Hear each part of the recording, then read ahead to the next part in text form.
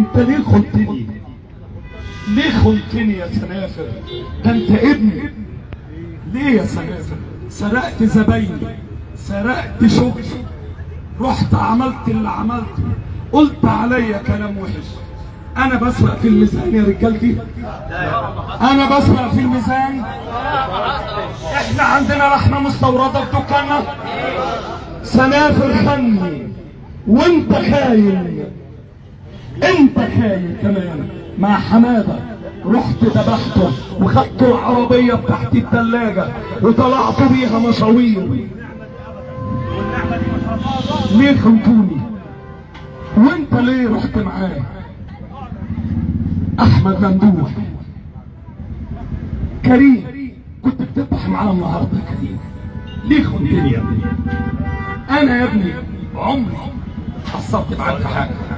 طب ده خاين، وخاين بقاله فتره كبيره، وانا ساكت وحذرت وقلت له ما تخونيش يا سنافر، انت خاين يا سنافر. وما سمعش كلامي، اعطيته فرصه واثنين وثلاثه، لكن واضح ان هو بيكرهني ما بيحبنيش. بين ان هو بيحبني بس طلع خاين.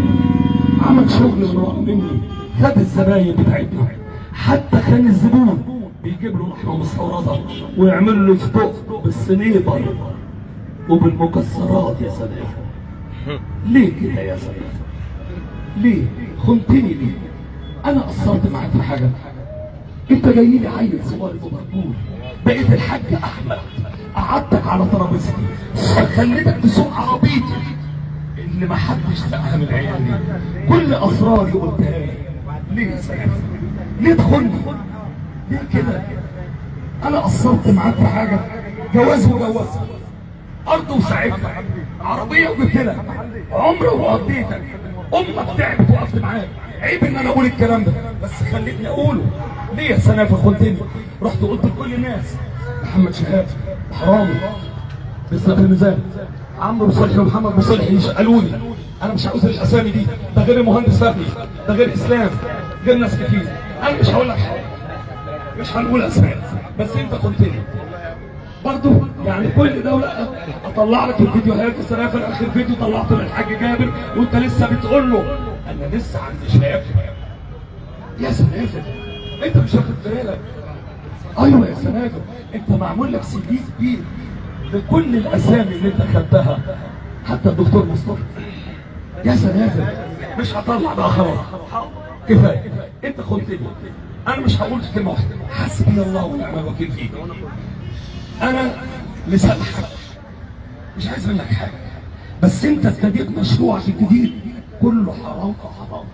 المشروع الاول جيت قلت لي هفتح محل وفشلت، وجبت عيل ودفعت لك اللي عليك وكنت هتتسجن ودفعتهم لك، لكن المره دي انت خنتني ولفيت على الزباين كلها وعامل فيديو حلو قوي قوي قوي وريته لكل الزباين. السي بتاعك كله عند سنافر. هل جزاء الاحسان الا الاحسان؟ انا مش متخيل ان انت خاين وحرامي. ده انت حرامي، ده انت حرامي وخاين. بس في النهايه مش هقول غير كلمه واحده، حسبي الله ونعم الوكيل فيك. انت وحماده بحر، انتوا الاثنين رتبتوها سوا. حماده بحر بيذبح لناس وانت بتذبح لناس. عبد الهادي والعجول اللي جابها لك لحد مكانك عجلين غير اللحمه اللي كانت بتتقطع وتتحط في اكياس شهاد. ليه؟ لا ده حماده اللي كان بيعملها مش انت. انت بتطلع اكياس مكتوب عليها اسمايل، ابتسم.